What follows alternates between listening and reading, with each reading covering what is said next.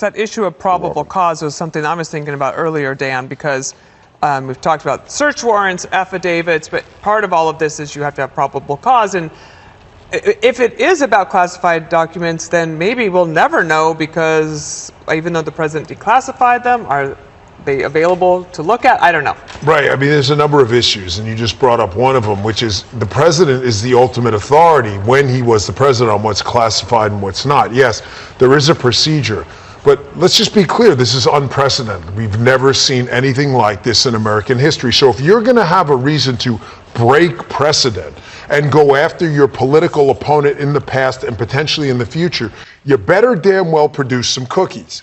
You better not produce. I've done these, by the way, many of these. I've was a federal agent for over 12 years. I've done warrant returns. We weren't so fancy as the FBI. We wrote it out in hand. But I'm looking at this here and I'm wondering, okay, so you're about to burn down the constitutional republic like this loser in the Attorney General office is. So what's he producing here? The Russian nuclear codes? Don't see that. The United States nuclear code? Don't see that either. What is he producing? Is it the file on where Amelia Earhart? I don't see any of that. Matter of fact, all I see is, yes, there may be some classified documents. I say maybe because we don't know if they were declassified or not. And I say, okay, if that's the case, he had something he shouldn't have had. There's a process for that, the same process we've done with every other president. So Merrick Garland wants to burn the republic down, infuriate probably 100 million plus Americans over leather-bound boxes of documents. What is this, Anchorman? He has a collection of leather-bound books and fine colognes? This is what we're burning the country down? Why are you laughing? That's funny. I'm not a comedian. I should have done your show today. This is it. You're going to burn the country down over what? Over this? You better produce something, and they haven't produced anything. One of the things on the list, Greg, is like a box of documents. Yeah, box. So that's why I think, I don't know if we'll ever actually see these documents until they decide to leak it. I have to disagree with Dan. This is bigger than Watergate.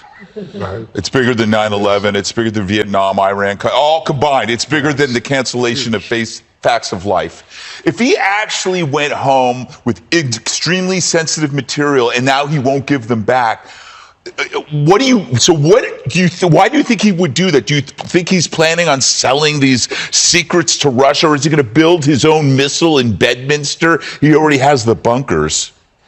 It's a golf course joke.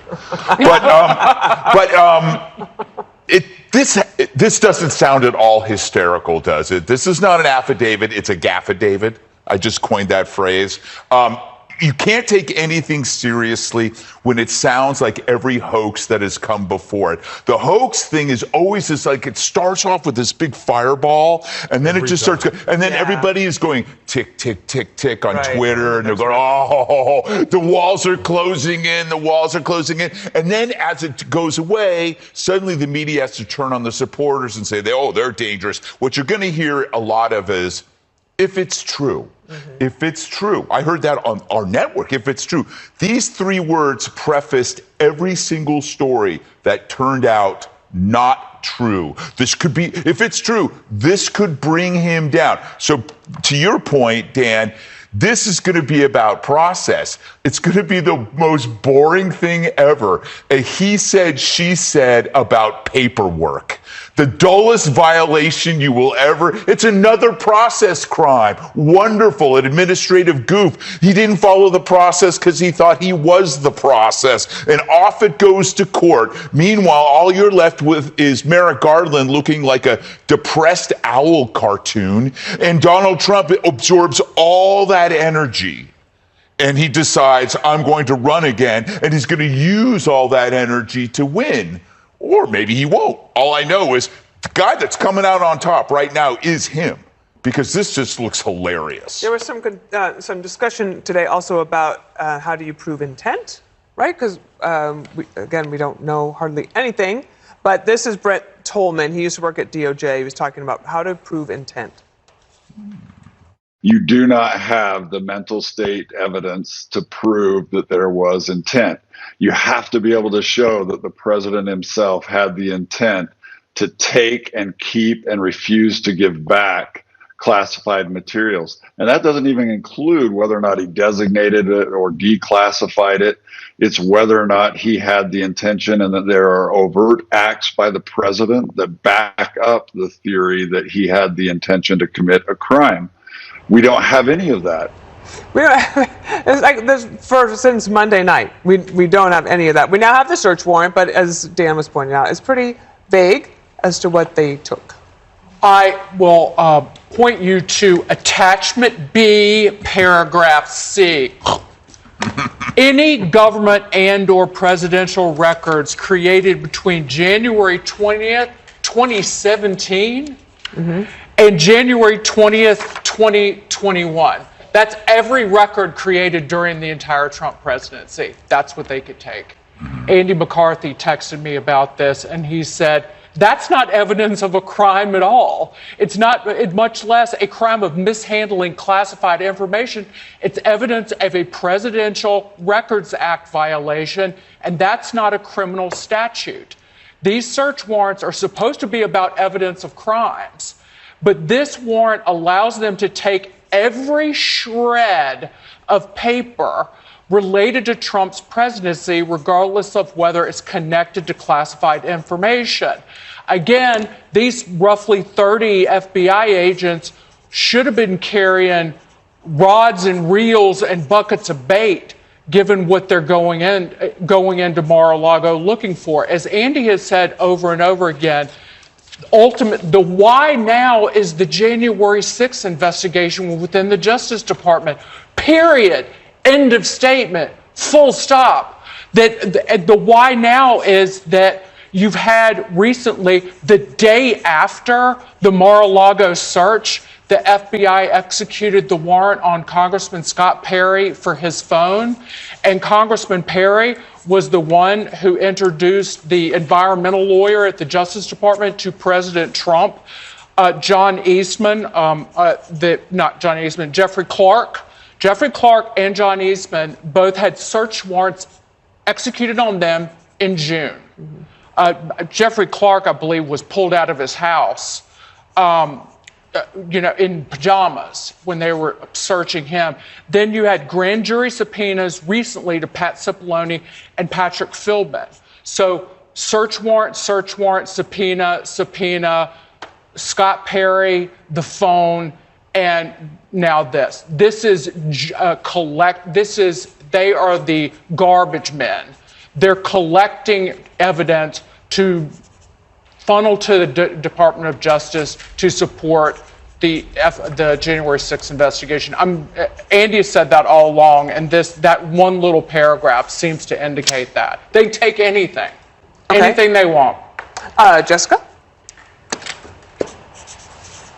All of Trump's talking points have exploded in his face, whether it's on stuff that he has released on his Truth Social account himself, or the people that he has dispersed all over television to proliferate his lies, including his own children, saying that he didn't get a copy of the warrant. Christina Bobb, his attorney, confirmed that on our network and other networks. They did have the warrant there.